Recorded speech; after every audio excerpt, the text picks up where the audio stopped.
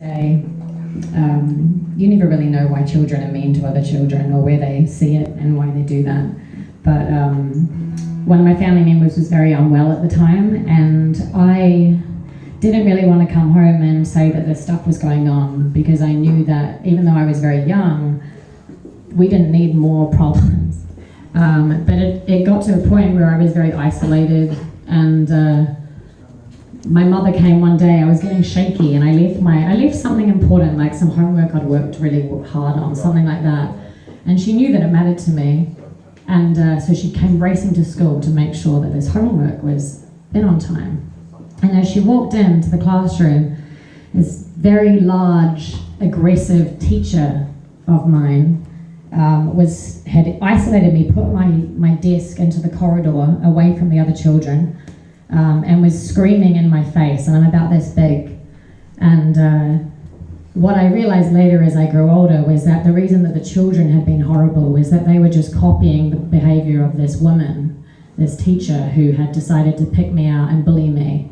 But for a very long time, until I kind of grasped that it was something about them and not something about me, I walked around assuming that something was wrong with me, something was not right about me, something was, if I was happy, they'd find out that I'm not someone they want to be friends with, and I was silently fragile. And then when I wrote this song, Who Do You Think You Are?, it started as being angry about the people who bullied me. And then by the end of it, I realized that I had decided who I was based on their actions. And now I don't do that anymore. I know I'm enough.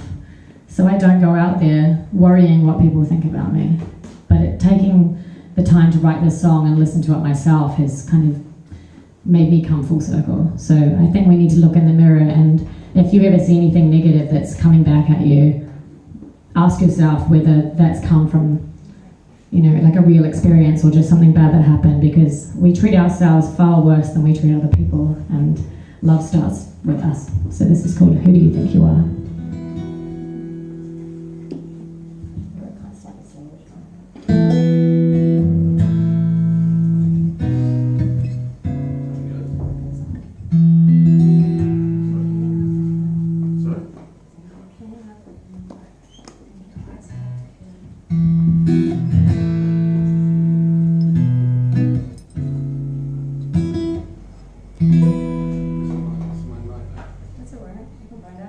This is real life.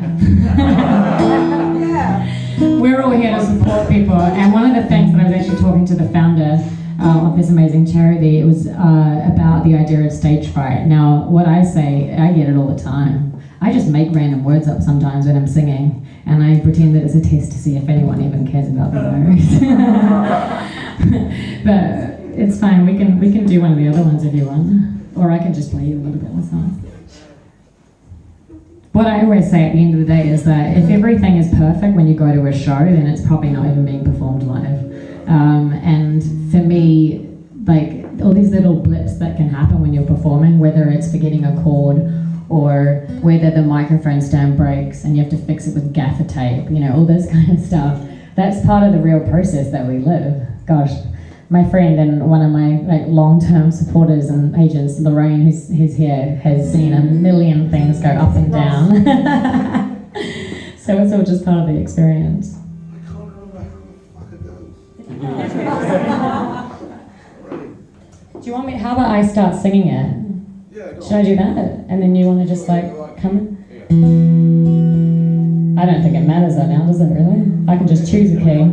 I'll choose any key. We'll treat it like a jam session. I could sing a different song, couldn't I? I've actually got do you know what? I've got an a cappella song for you guys. Tell me how it starts. You think you're king of the hill.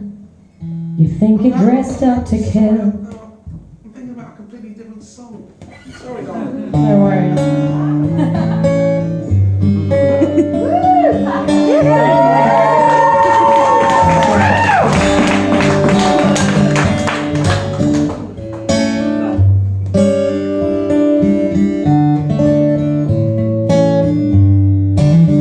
You think you're king of the hill. You think you're dressed up to kill. think you're so powerful.